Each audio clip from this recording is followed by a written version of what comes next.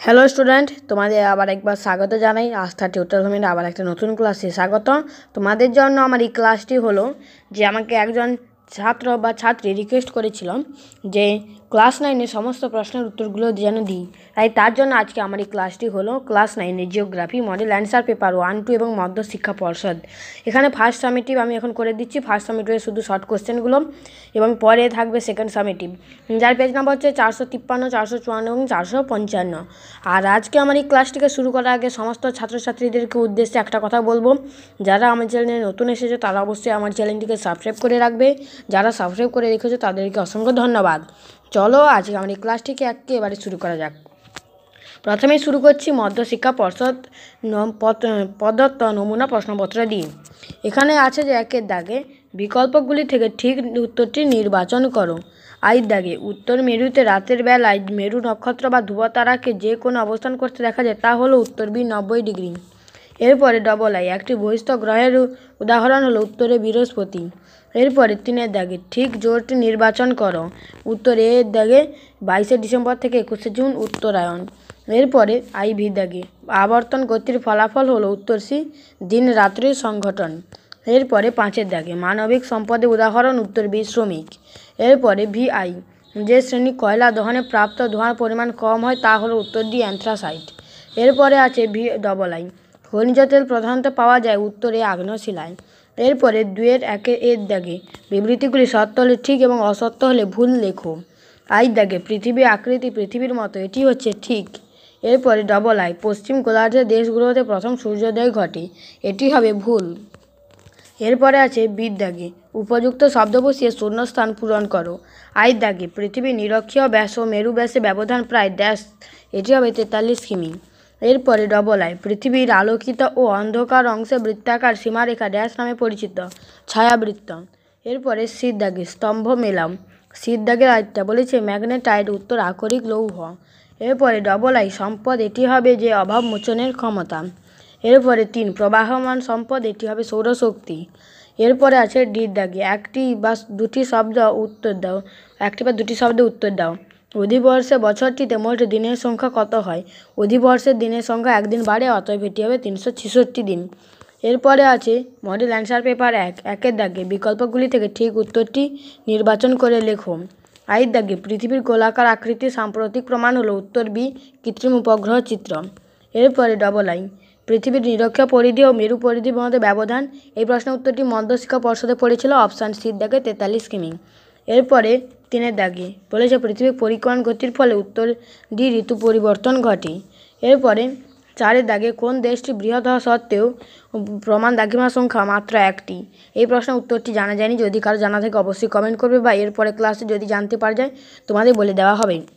এরপরে আছে 5-এর দাগে সম্পদের কার্যকারিতা, উত্তর বি গতিশীল। এরপরে আছে যে ভিআই সব থেকে উৎকৃষ্ট লৌহ আকরিক হলো উত্তর বি ম্যাগনেটাইট।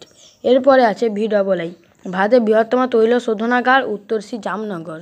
এরপরে 2-এর এ বিবৃতিগুলি সত্য হলে ঠিক এবং অসত্য হলে ভুল লেখুন। আইয়ের দাগে বেডফোর্ড লেভেল পরীক্ষা করা হয় 1875 খ্রিস্টাব্দে, এটি হবে ভুল। এরপরে ডবল আই 21শো শতক বর্ষটি হলো অধিবর্ষ, এটি হবে মিথ্যা, অর্থাৎ 21শো শতকটি অধিবর্ষ নয়। এরপরে বির দাগে উপযুক্ত শব্দ বসিয়ে শূন্যস্থান পূরণ করো।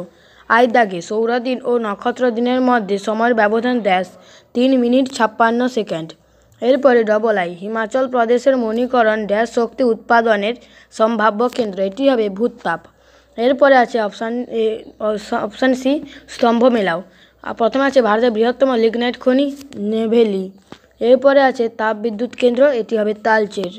এরপরে যেটি প্রশ্নটি বলেছে যে ডির দাগে একটি বা দুটি শব্দে উত্তর দাও। আইয়ের দাগে জিপিএস এর সম্পূর্ণ নাম কি? Global positioning system. এরপরে আছে যে ডবল আই ভারতের প্রমাণ দাগিমা কোন শহরের উপর দিয়ে বিস্তৃত? উত্তর এলাহাবাদ। এরপরে আছে যে মডেল অ্যান্সার পেপার 2-1-এর দাগে বিকল্পগুলি থেকে ঠিক উত্তরটি নির্বাচন করে লেখো। আইয়ের দাগে পৃথিবীর গড় পরিধি ধরা হয় উত্তর বি 40,000 কিমি। এরপরে ডবল আই মঙ্গল গ্রহের বায়ুমণ্ডলের প্রধান গ্যাস হলো উত্তর সি কার্বন ডাই অক্সাইড। এরপরে 3-এর দাগে সূর্যের উত্তরায়ণ শুরু হয় উত্তর সি 22শে ডিসেম্বর।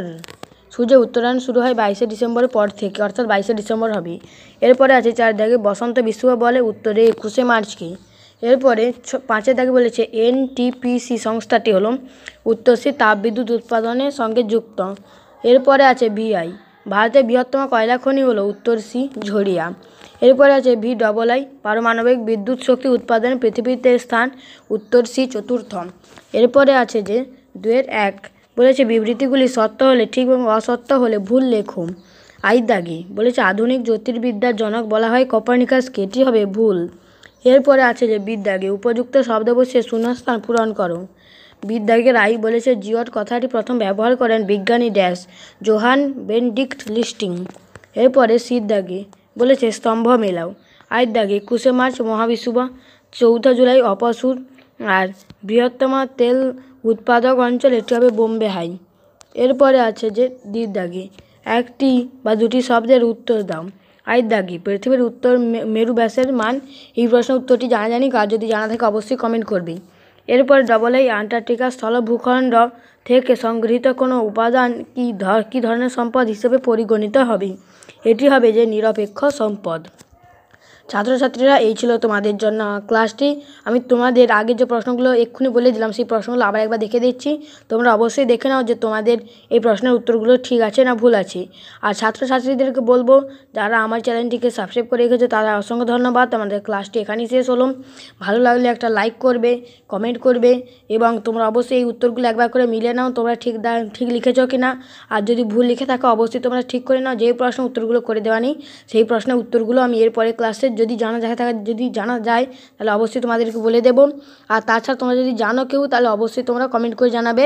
যেভাবে অনেক ছাত্রছাত্রী আমাকে কমেন্ট করছে তাদেরকে বলবো তারা অসংখ্য ধন্যবাদ, তাদেরকে জানাই যে তোমরা কমেন্ট করছো, আমি বুঝবো তাহলে তোমরাও পড়াশোনা করছো।